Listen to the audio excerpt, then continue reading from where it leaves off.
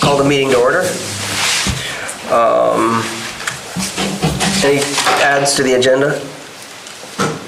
No. Recording in progress. I don't have any for this, but for our next agenda, Angela, could I add discussion around the annex winterization, and then probably should have our next budget meeting.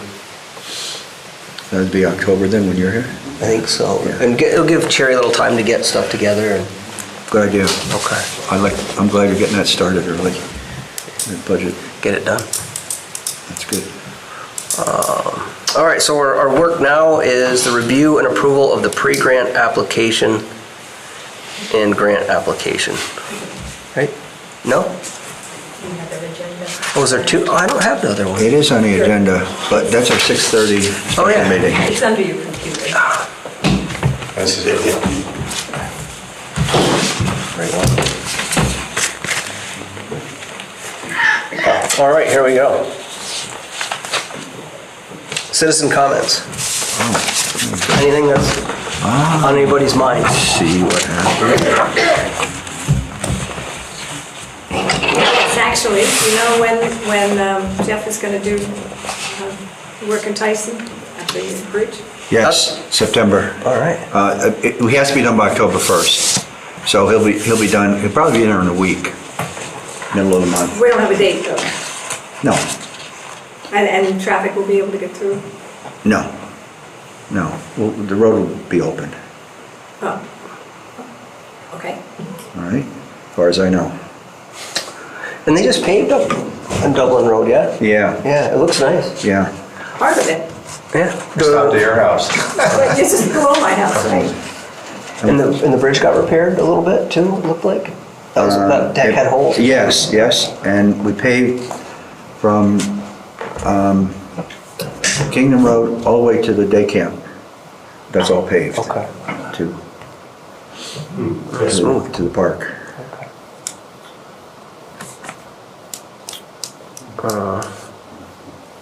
Anything else? Okay, we got to approve the meeting minutes from August 4th, 2025.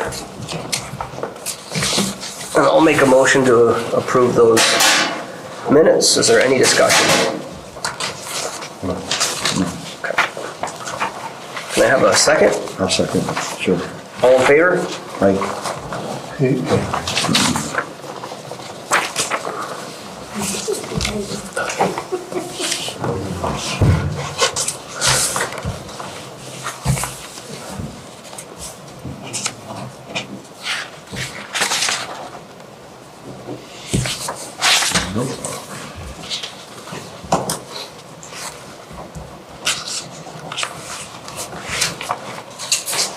That brings us to updates on timelines for the FEMA road repairs, as Margot just mentioned. Is there anything else you want to add to that, Rick? Yeah, just a couple things. All the work that was contracted with Mike Lyons and with Jeff Saylor are done. Except for, what's Jeff have to do? Oh, Jeff's doing Dublin Road, right? Yeah. So the other projects that aren't done yet, and I'm told they're going to be done because they have to be done by October 1st, are with Waters Construction and with Daniels Construction. But I'm told the communication is that they're committed to being done by the 1st of October, except for maybe the Paley Bridge. That one may get half done. I don't have enough information about it yet to really speak about it. The other one that's on hold, I think, is the one on Scout Camp still, because we're waiting on this archaeological dig that has to happen before we do that project. I don't think it's going to get done this year. It doesn't look good. And that's unfortunate because I'm worried about that bridge, but we'll have to make it last another year.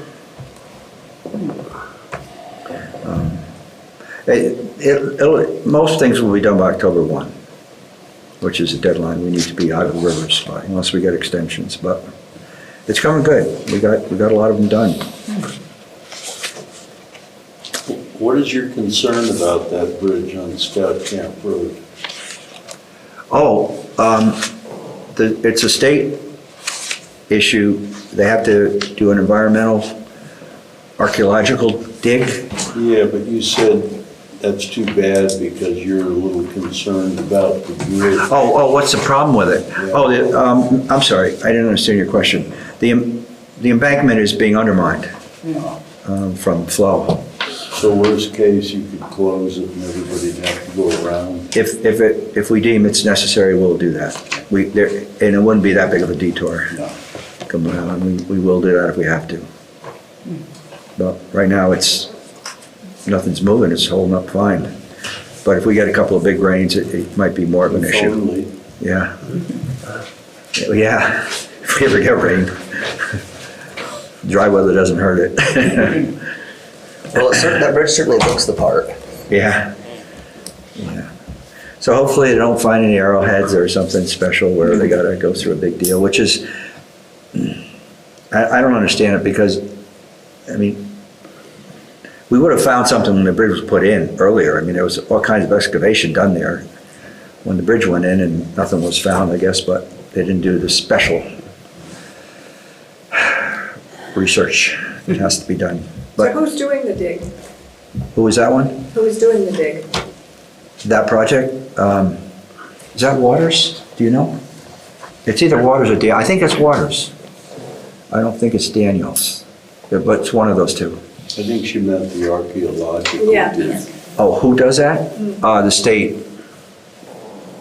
some agency, I don't know which one. I think it's the Department of Historic Preservation, is that right? It could be. Yeah. Could be historical preservation. Yeah. And, they move slow. They do. What a surprise, huh? Who's footing the bill for that one? Is it our tax dollars that are paying for that, or is it private fund, this archaeological thing? The state covers that. Yeah, I would think so. Yeah. Yeah, the Depends on Trump the administration's probably paying for it. If you give me a shovel, and I'll look at it. Okay, that's all I got for road repairs. All right, so we've got some liquor license and tobacco licenses to approve for Chloe's Market, second class license, a tobacco license, and a tobacco substitute endorsement. Do we have to have separate motions for these, Angela, or can we make it all as one? No, you can do it all as one. Decline. You anti-smoker. Rick, what does the second class license do for you that you already sell wine and beer? Cigarettes already? So, one's for cigarettes, one's for tobacco substitute, and the third one's, Is that vape? Is that what? could be vape. Okay. They're just getting me for like $200 a piece for some reason. I don't know why it's not under one umbrella right away, so. Do you sell smokes already there? Huh? You sell smokes there already? Cigarettes? Oh, yeah, you Oh, yeah. voted on it 2 years ago. I don't remember. Okay, It's every 2 years, I think it's 2 years, Angela, it's renewal. oh, okay. Every year, I think. Is it every? Yeah, it could be. I got it. I'll make a motion to approve those. I mean, it's a long drive for somebody. Yeah. All in favor? Aye. Okay. That's the date.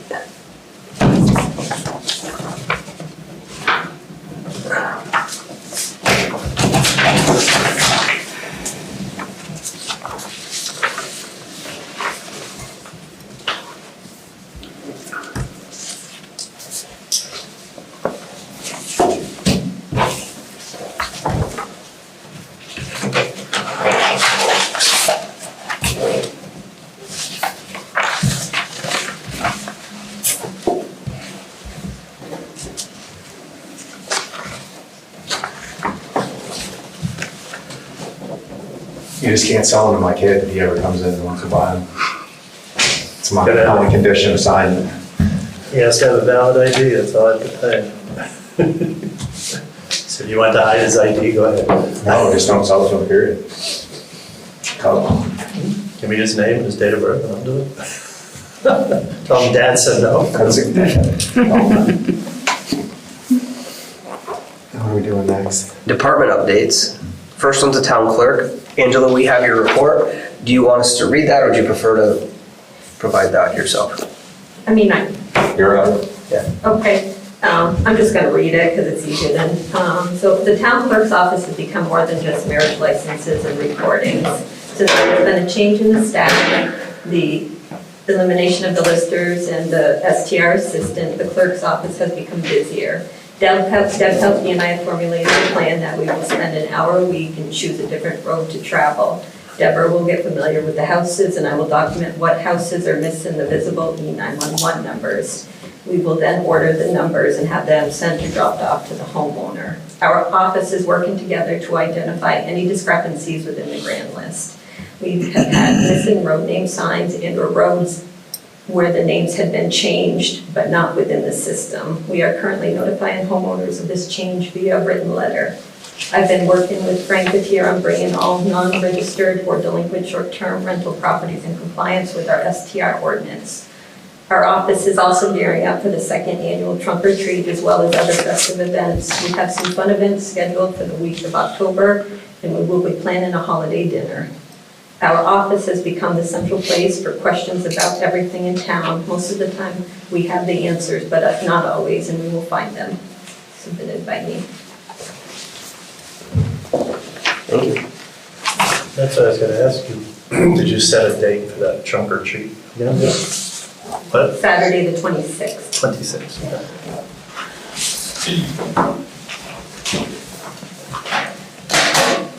If there's no questions for Angela, we'll move on to the assessor's office. Rick or Keith, would one of you like to read that one?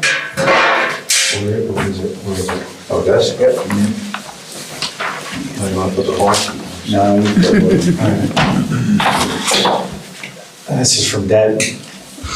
I have been learning a lot about my position through webinars that I'm taking through the State of Vermont Tax Department. Lister and assessor certification requirements, which I have a year to complete. Here are some of them. I will be attending the data collection class September 23rd, 24th, 30th, and October 1st. This will meet some of my requirements. I have also watched webinars from the 2025 Lister training session 1 through 4, which come to almost 9 hours of training. This included working with the Vermont State Program, VET-PIE, property transfer, assessing private and public properties, working the 411 list and NEMRIC, which is our Canvas software used with Ryan Silvestri. I have had numerous phone calls with Ryan helping me answer questions that the taxpayers have asked. I have also had 3 training sessions at Ryan at the Plymouth Town office, each lasting 2 to 3 hours, which included the following: loading grand lists for billing, entering and updating PTTRs, parcel span number changes and assignments, name changes, entering new survey data, homestead and veteran exemptions, and if needed, revised tax bills, verifying sales, then sending that data to the state. I've also had phone calls with Russ from ProVal, a Canvas company that we use for the town's property cards and maintain card values, and to maintain card values. I had a 3-hour training conversation learning how to operate the ProVal software, with a few more to come as I work on adding a few missing sketches and update the pictures currently on some property cards. I've also been working with Angela and Beth when they have property questions. For example, 911 addresses caused confusion on Spalding Road. Was this garage built in Plymouth or in Ludlow? Tax breakdowns for continuous parcels and going out in the field to update and figure out what is on the properties. I familiarized myself with the files of the office, looked over the grievances, abatements, and BCA results from 2024 to 2025. I have worked with Jim Allen on some zoning issues, construction completions, and permits. I worked with Frank from short-term rentals, setting up property inspections. Currently, we are working on the Johnson appeal. Let's see what happens. Ryan stated that he had a good conversation with the town lawyer this week. Next week, I'm scheduled to take a webinar on ethics and anti-bias, which is required by the state. Thank you much. That's our new assistant assessor that following. Helpkeep. It's very well written. She seems to be More information and whatnot, even after keeping up 10 years. Keeping up to speed. Thank you for the goings on. That's good. You read that very well. Try my best. Angela, it seems she's willing to expand her scope a little bit of Yes. what she was originally hired for, which I think is great. I think it's really helpful for everybody. and Everybody's working together as a team, and boy, it's good to see. It's How many hours is she good to working? see.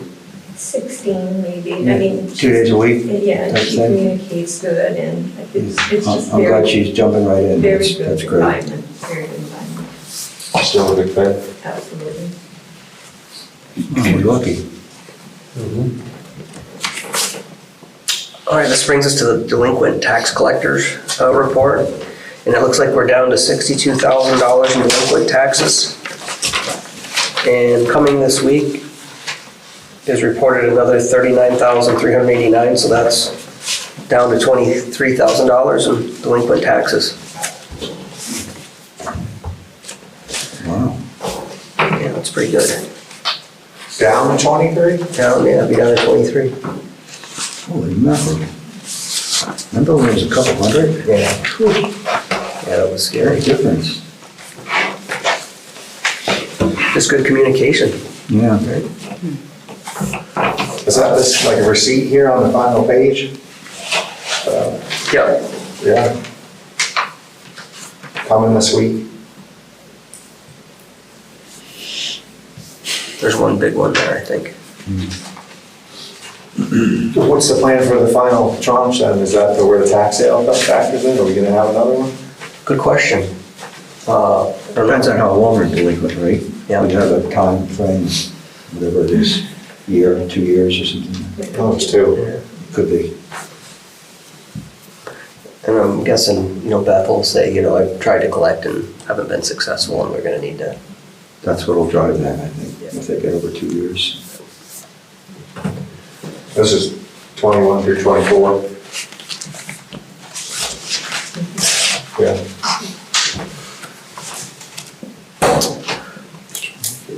That brings us to the short-term rental mid-year status report. Frank, did you produce this report, or, this is great. I did. I'm just gonna read it unless you want to, and otherwise we may have some questions. Feel free if you. What's that? Did you wanna read it, or would you like me to? No, I can read it. Okay, all right, great. Just to start, we did have a slight reorganization in the last couple of months. I've taken over more of the database work, but I received administrative support from Angela and her staff. And I will say that the job right now, a big part of it is collecting money from people who are renewing. And our enforcer over here is doing an excellent job in bringing in money. It helps quite a bit. I just put together some numbers, and I drifted a little bit from the number of houses, but there's some interesting information here. Right now, we have 80 people licensed in Plymouth short-term rentals. I've estimated by using our software package what the maximum would be, and I think it's about 100, maybe slightly more than that. Some of those people don't rent, but they're listed. Okay. So what we're trying to do now is we're going back, with Angela's help, we're going deeper back into the list of I call them scofflaws, and hopefully we can bring some of those people in. Last year, at the beginning of the year, we had 64 permits, so we've gone from 64 to 80. So there's been a steady increase from when we started. I did a little deeper background information just to put this whole thing in perspective. The town of Plymouth, I estimate, will have a $50,000 income from short-term rental licensing. We have another $1,400 that we've levied in fines, and $1,000 we've collected. $400 is on its way. I don't know if it came in or not. The estimated operating costs for the department are about $35,000. So it looks like we have about a $15,000 profit in the whole thing. Obviously, as we increase the number of permits, the income will be higher, the expenses will probably remain the same. But if you think $50,000 is a good amount of money, the state of Vermont transient occupancy tax collected $308,000 on short-term rentals in Plymouth. The total host revenue of all Plymouth short-term rentals for the past 12 months is $3,083,000. Wow. So this is a $3 million industry in our town. Vermont gets 10%. They even get, I think it's 11% short-term rental, and they get that money, the state gets that money. That's not the income, that's the amount. The top individual host That is revenue, state. gross revenue, We get 10%. in Plymouth was $253,000. There's somebody out there that made 250, which to me is, I don't even know how that happens. The 5 top hosts brought in $709,000. That's in 12 months, which is 23% of the total host revenue. So if you did some kind of a bell curve distribution, it would be very skewed to the left, because the average person is probably making 20, 30,000, if that much. Yeah. Maybe less. These are some really expensive homes that are Excuse me? these are just some really expensive homes that are being rented out that skew them. Yeah.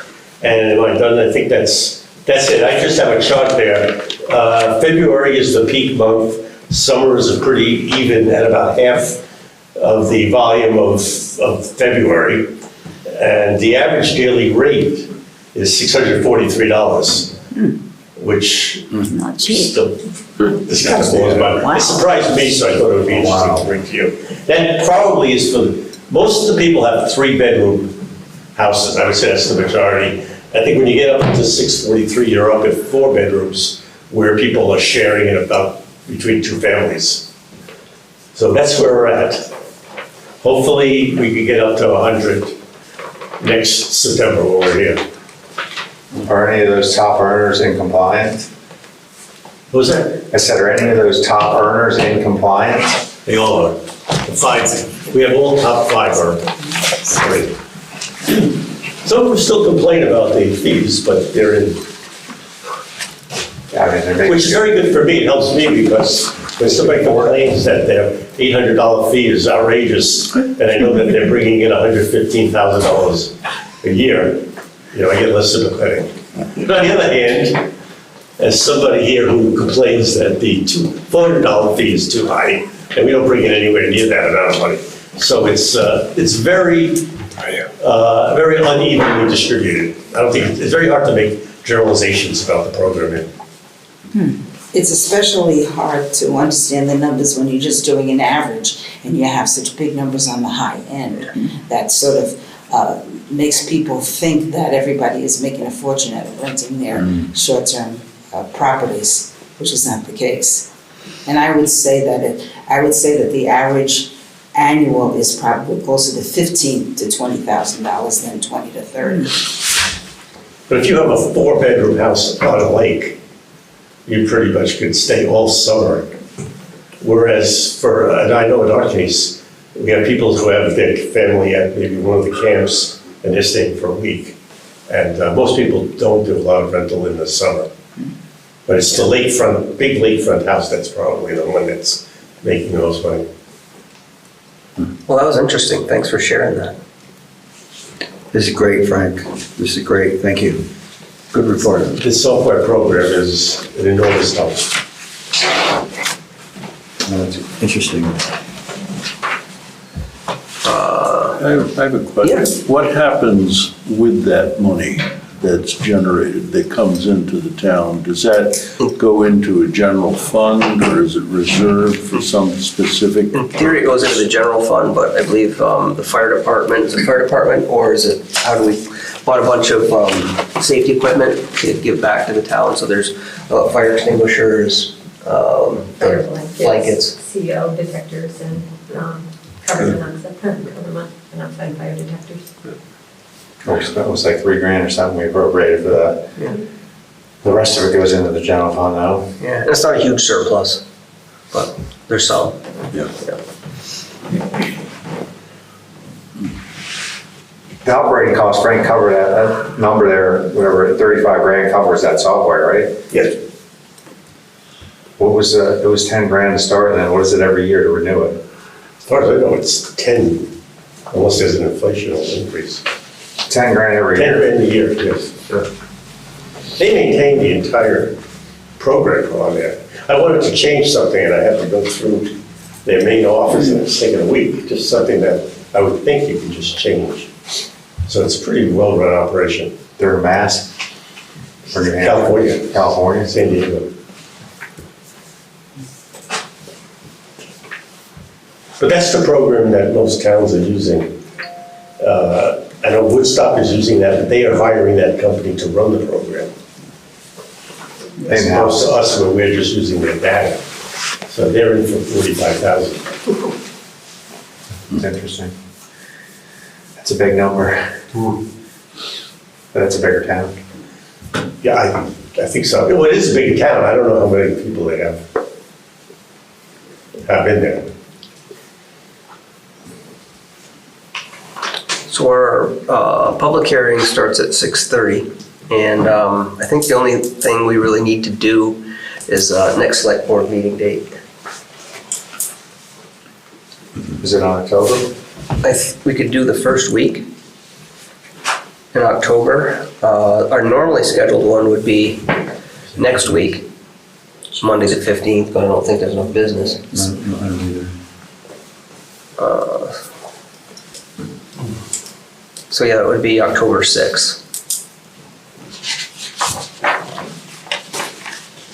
Does that work? Yep. Okay.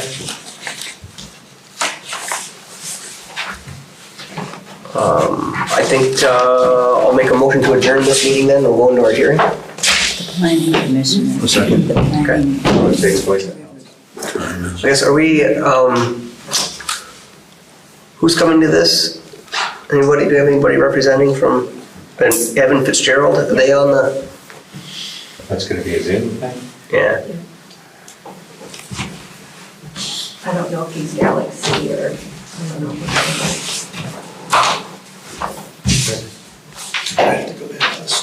Oh, there they are. All right, so we'll open the hearing. There he is.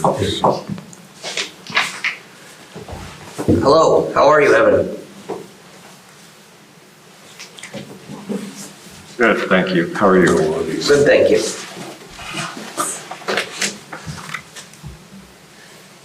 I just joined, so I wasn't sure if, yeah, whenever you'd like me to chime in, I'm happy to. I'll just. We're ready, we're right on schedule this evening. Oh, so- you are? Okay.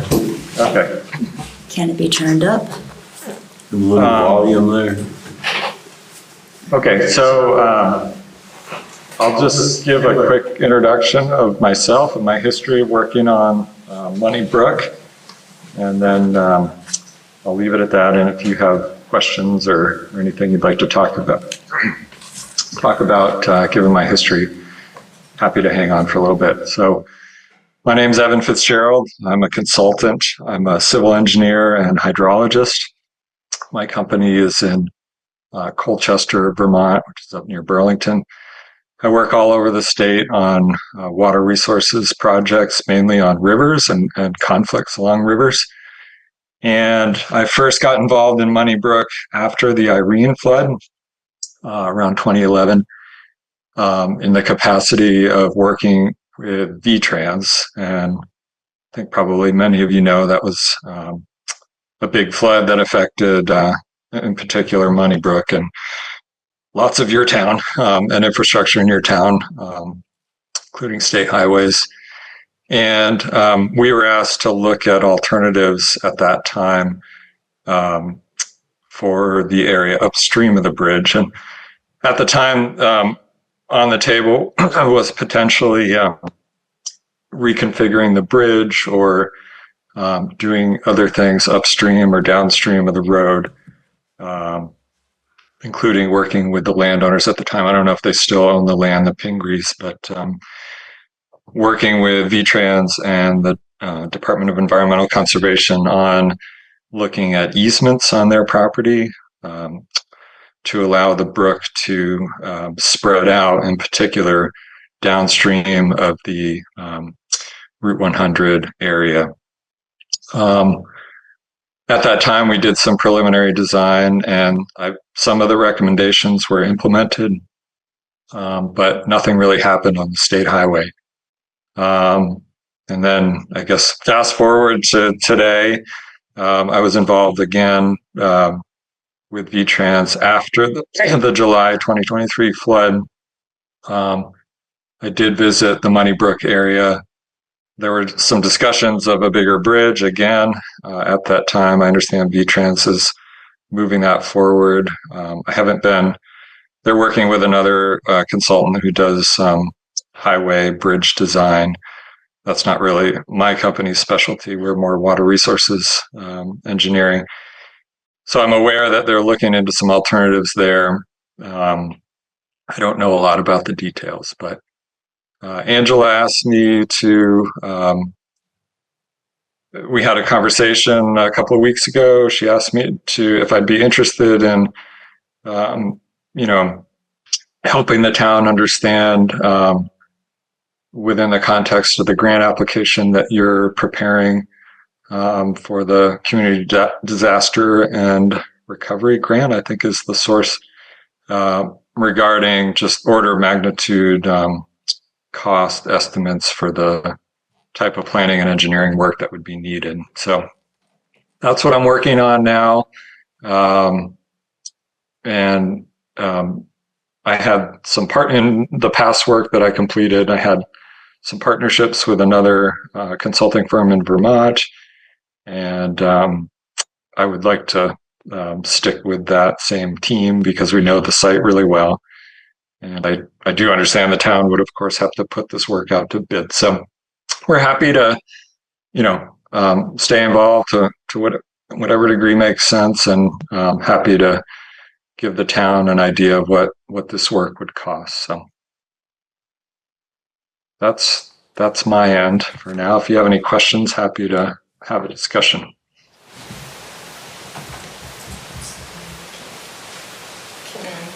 Angela, do we need a proposal to go with the grant? Yeah, do you mind if I just update? No, please do. Thank you, Evan. So a couple months ago, actually, Vermont Community Development Program sent out information that there was like $64 million in funding out there. 70% of it was for low to moderate income and housing. Yeah, we had talked about it at the select board meeting. After looking at it a little more, we determined that part of that funding actually could be used for like infrastructure and mitigation. So we had correspondence with somebody at the organization. We submitted a $5 million grant. I know it probably wasn't enough to fix the problem, but money was available. We submitted a pre-application. It was denied. They didn't have, what we requested was more than truly what they had allotted for to fix problems like this, and we weren't ready. We weren't, as they indicated, shovels to dirt.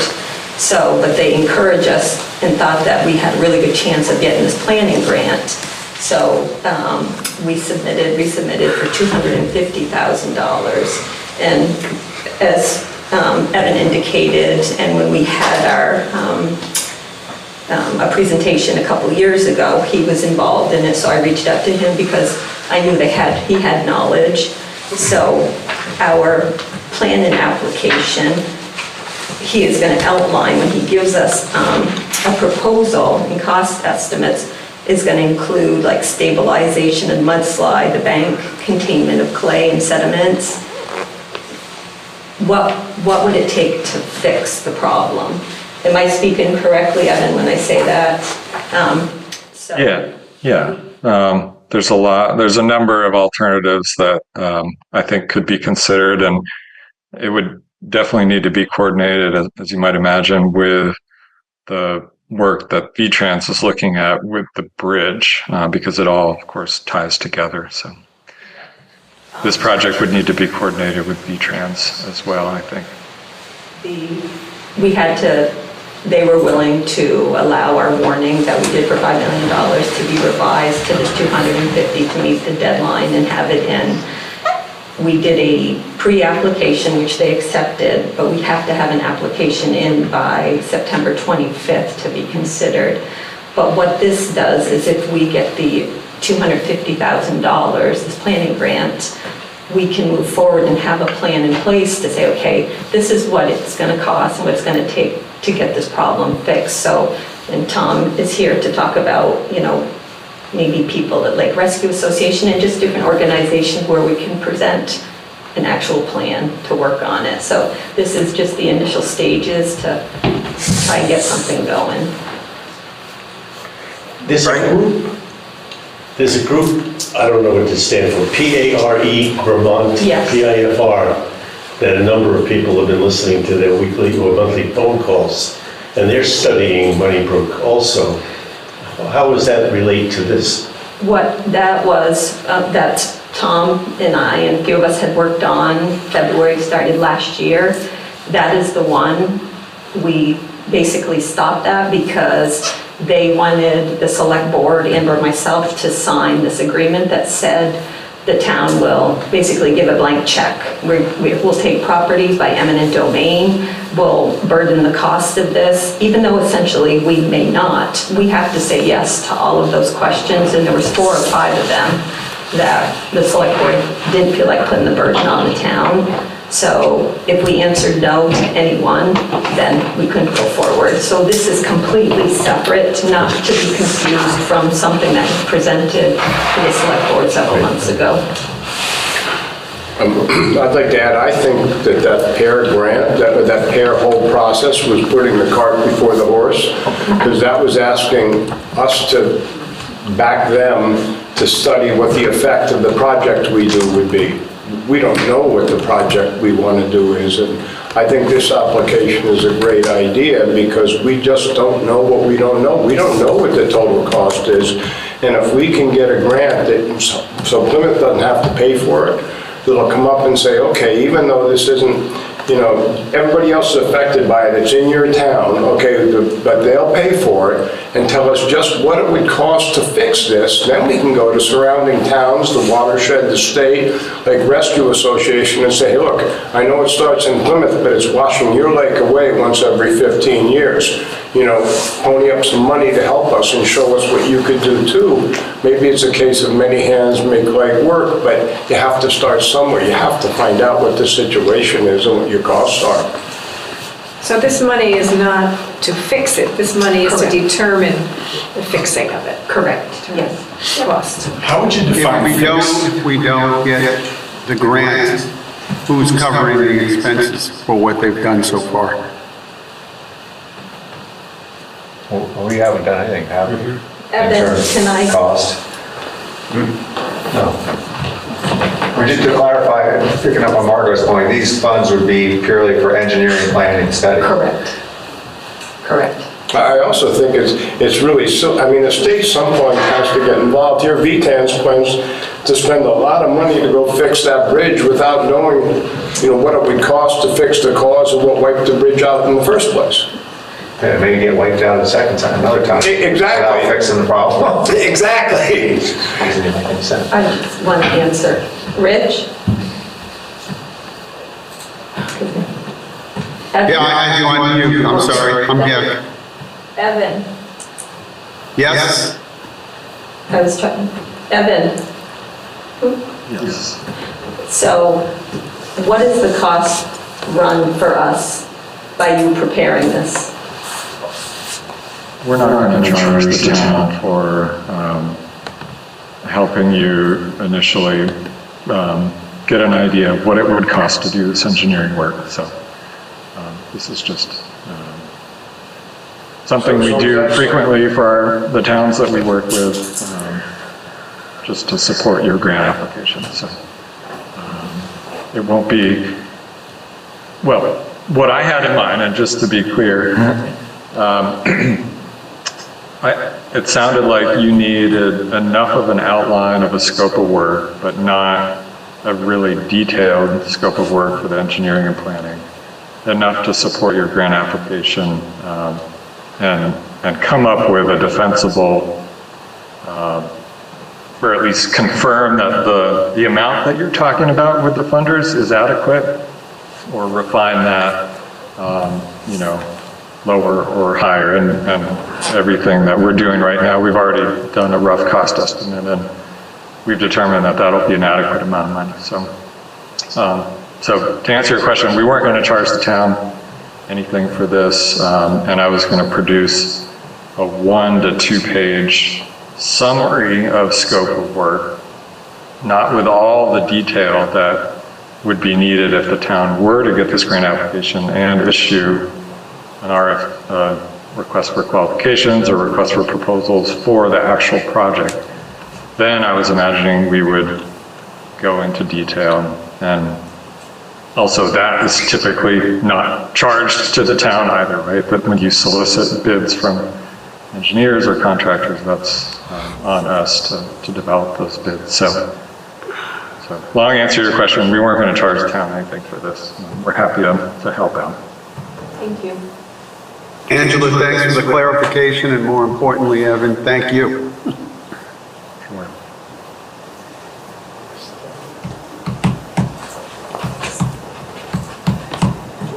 Will this plan be coordinated with V-Trans assessment of what the problem is and what they plan on remediating?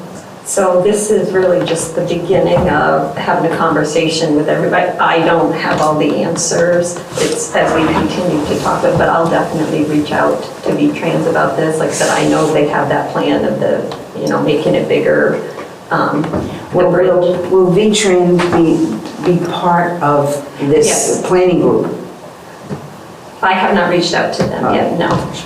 And I would imagine it might be separate because it's upstream. And like V-Trans, what is 100, the highway, the roads, I feel like, as Jay alluded to, this, not that it's not, they shouldn't be involved, but I feel like it would be lesser. Evan looks like he wants to say something. Oh, no, I mean, I was just thinking, I think the work that we or another consultant would do to design whatever fix or look at whatever alternatives exist for fixing this problem, specifically at Moneybrook, I think there would have to be a level of coordination with V-Trans at that time. I don't know if right now it's 100% required, but certainly when the work proceeds to look at alternatives and design fixes, I think it absolutely has to be integrated with V-Trans. Now, V-Trans may decide, I've seen some of the initial concepts and scoping that they're looking at for the bridge, and they may choose to go a certain direction that, like someone in the audience said, may not include all the information that is going to be developed as part of this project. And I guess that's their decision. They're focused on the state highway right-of-way, as they often do, and are limited to do in some cases. But I think it would absolutely be recommended and wise to try to tie as much as possible the two projects together. I don't know if the timing will work out, but we would certainly want to coordinate with V-Trans as we, if we were doing that planning and engineering work. I'm not an engineer, but it seems to me that when you are examining the flow down the brook, you'd have to quantify that before you built your bridge, not the other way around. One would think so. Well, when they started kicking this can around, whenever that was, when you, Tom, was here, you were here, Frank. Someone was here from the state, and they gave a presentation on it, and they talked about that, V-Trans wanted, their view is to make the bridge bigger, the culvert bigger, the floodplain bigger, but the real problem, according to the presentation that was given, is upstream, and that's the big enchilada, right? I mean, you gotta get equipment up there, you gotta figure out how you're gonna, they were talking about the trees, remember, we can't, you said something, Frank, about the tree, they're not gonna take the trees out, But the point, whatever your fix is going to probably affect the flow, the velocity, and other hydraulic characteristics. So if you're sizing a bridge, you have to know that. And if you haven't determined what you're fixing up on top, how do they know down bottom what flow to design for, what volume, all those other parameters that the area of the bridge span is dependent upon the flow off the hill. So if you have a solution that diverts that flow somewhere, just to pull something out quick, that's half the flow. Or you may end up increasing the flow. And then there's a bridge that's built in 2027 or whatever they were going to build it. What parameters are they using? I don't know what the study is going to be looking at, but I thought it was looking at the silt coming down Moneybrook and not the flow. I mean, they may be hand in glove, but Evan, I don't know, are you trying to prevent all the silt from coming down or prevent all the water from coming down? Because I think there's two different sides to that coin. Well, yeah, I don't think you can prevent the water from coming down. I mean, that basin's been draining for 13,000 years, right? So it's, Exactly my point, so it's not going to be water, it's going to be silt. it's a stabilization project. That's entirely Grant correct. is going to take care of, is that what the grant is going to plan for? Sediment, the top flow, yes, it's a combination of what's Right, listed so in there. it sounds like that has to come first. That has But to again, be completed first. And so it doesn't sound like there's a schedule for that yet. So by definition, this is a watershed. We're not going to stop the water from shedding down. That's not the project here. We want the water in the river. Everybody wants the water. We want to keep the other stuff out. And if you look, I was just down in Pennsylvania and saw what they've done in some valleys. You can stabilize hillsides so you don't get erosion. It's just a question of cost and methods. And if we don't know the cost and method, we can't even begin to ask for help. So I have a question on the fix. Excuse me, but are we getting ahead of ourselves? Isn't this about getting a grant to study all of this and kind of bring it together? Yes. No, Are we trying to figure out something now that the grant is basically designed to do? The former, first one. I don't think it hurts to put everything on the table ahead of time. So you're thinking about things. Sorry. I just said 30,000 feet. I'm very confused on the fix. Like, what is the fix? What are you trying That's to what we don't know. So you bring up Lake Rescue. So are we trying to fix Lake Rescue? Or are we trying to fix what's happening on the way down to Lake Rescue? And how does that dovetail back into what the state of Vermont wants with the highway? Because they could fix the highway, and we have a bigger problem in Lake Echo or in Amherst or... It's for all of them. It starts up here, Amherst, Echo, and all the way down. And again, we have people who, I live in Ludlow personally. I'm on Round Pond. So I have a personal interest up here, but I have one down there as well.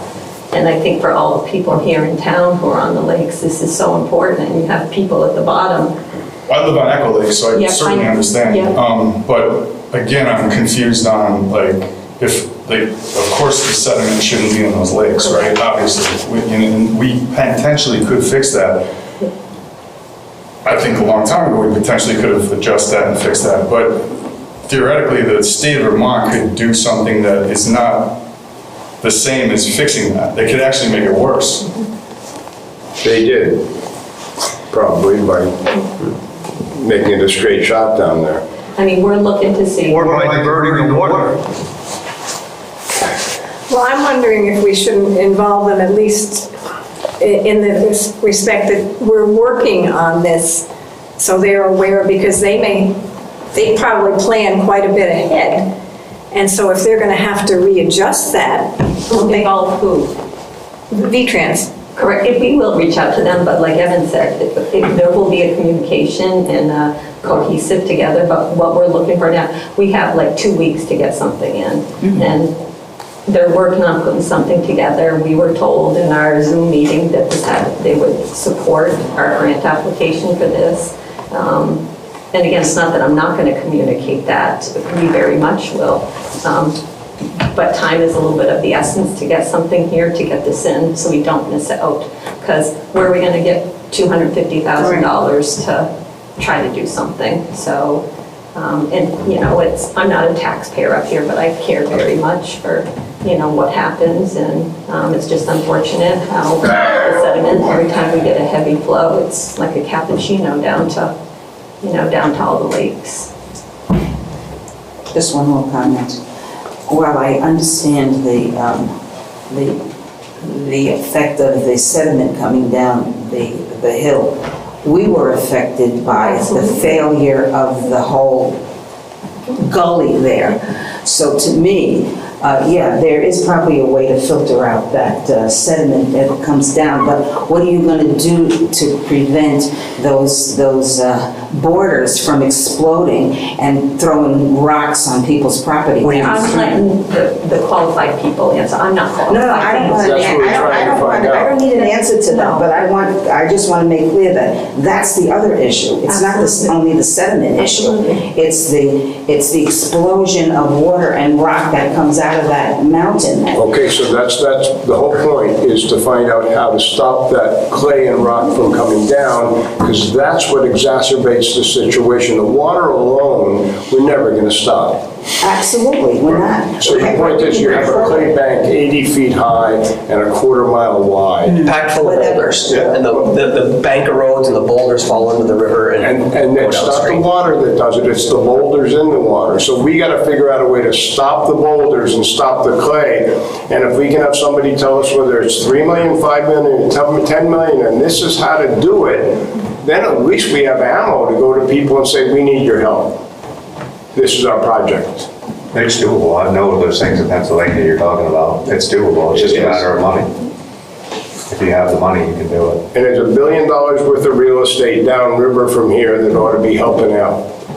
But if we can't tell them what we need, we're not at square one. So all we need to do is say, yes, let's do this application for this grant in 2 weeks. It doesn't cost us anything to do that. No, it's just seeing what we need to get the process going and maybe be ready if there's an opportunity for funding, is all that it is. It makes perfect sense. When you apply for the grant, what are you telling them on the grant that you're trying to accomplish? So it was a very simplified pre-application grant. So what I put on here was landslide and the alluvial fan activity needing fixing, stabilization of mudslide with a bank, containment of clay and sediments. I don't know 100% of what it is, but I'm trying to cover what people, contractors have said that it may be. It's right, really, it's defining the problem. Yes. And like they're saying, this is the scope of the work. Yes. We want to go do these engineering studies. That's what the grant money's for. I'm just wondering, trying to get what, not personal, just like what the scope of the work is from your perspective or from the perspective of the application. And Evan could say be writing up something different than I'm putting here, like heavy fabric installation, and again, clean and possibly widen brook to match the width of the new bridge. I mean, because we don't want it, How does Evan's opinion dovetail into the scope of the work? No, meaning that, has he given you because he studied it since 2011, he's an engineer, has he given you any advice on how to actually write the scope of the work so that we could become more of a legitimate contender for this money? No, but I have he and I corresponded, yes. We didn't speak until after the pre-application grant was submitted. Because it seems like that is pretty important. Oh, absolutely. You got a great resource. Absolutely. And what he says trumps what I have put here. What I put in here is, again, based on people who have done this for a living, 30 and 40 years. Obviously, he has more knowledge than I have. That's what he studies. I think you've got a good start. I'm just going to put a fine point on it, a little more of a fine point. What do you guys think?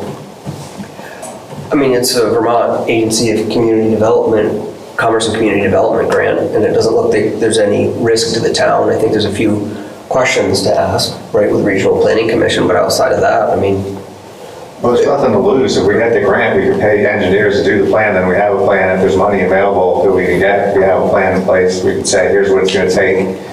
The number that was kicked around, and maybe I'm wrong, but I remember when the state was here, they were saying it was going to be no less than like $15 million to go up there and fix it. And that was whenever that was, a year, 2 years ago or something. So it's not good. This is just like to get the 250 grand is not going towards the project. It's going towards making a plan to assess the cost. Actual cost in today's dollars, what it would cost, it's probably going to be more like $20 million now. So I say we get the grant if we can get it and get a plan. That sounds great. Unless you disagree. What do you think? No, not at all. No, and the money may magically appear someday, right, through some kind of federal clean water grant. lays it together, Once you have a plan that says it's gonna be, whatever, $18 million, then you can start raising $18 million if there's no funds available, but. We'll start with the Lake Rescue Association. I want to thank you guys for taking the time to do this. This is important. With that, and a few of us sat in on it, but with that pre-application meeting that we had when we did the 5 million, if 5 million was a stretch, they didn't have it. But our problem was, even if they did have it, we weren't ready to go because we didn't have something that, again, they use shovel to dirt ready. There's so many other people who put in for applications that were ready to go as soon as they got the money. And that's where I feel like we need to be in case an opportunity arises, and if we, want to get funding or however it may be without putting the burden on the taxpayers, we can have something concrete to say, we're ready to go, and this is the money. Yeah, it's my understanding that they have applications for implementation of 2 or 3 times the amount of dollars that they actually have. So they're obviously going to look at the projects that are shovel-ready. The engineering's done, the studies are done, the permits are done. Let's go and spend that money where they can get the biggest bang for the buck. So we're in the first stage of this with our planning grant. Does that require board approval? The pre-application? Yes, the application? which we'll talk about, and then there's a resolution that's in there that needs to be signed as well. Okay, good. But it's, Good. Having the hearing to get what you guys think, and put that in there. I think the one thing I see on this thing, and it's not a big deal, I'm sure, the applicant has received documentation from the Regional Planning Commission that the project is consistent with the regional plan. I can't imagine that it's not, right? I mean, Our regional plan? Yeah, 2 Rivers. But we should reach out to Pete We'll get Pete on just this. to make sure. But I can't imagine it's.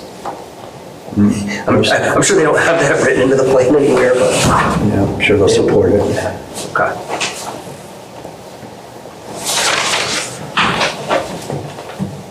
And we had to do an environmental review or environmental study, which was very basic, but an application that we had to submit, and now there's a historical questionnaire that has to be complete.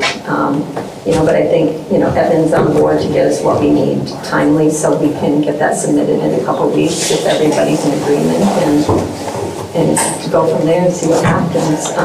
But one of the, like I said, the gentleman who we had the Zoom meeting with, he said he would support us in this application, back us for it. So again, there's no guarantee, and hoping to get it. I feel like the town really could use it, and So I'll make a motion to apply to support the resolution for the VCDP Grant Application Authority. I'll second that. Good? Okay. All right, so we have a little bit of work to do on this. I mean, do we have to do this in the session? I mean, we've passed a motion. I don't think we... I think you should appoint the person here. Okay, would that be you or Cherry? Does it? Cherry handles federal funds generally, but it doesn't, how would you guys work that out? I would like to, if it's okay, just because I'm here, full time and starting this, and This time sensitive. correct. Okay. And I mean, her and I talk about everything anyway, so Okay.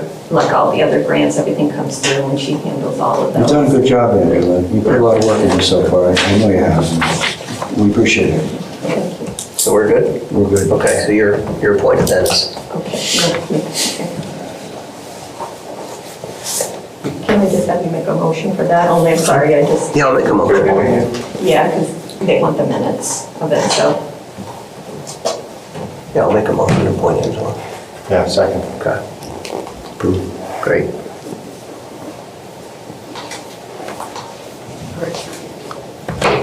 Good job.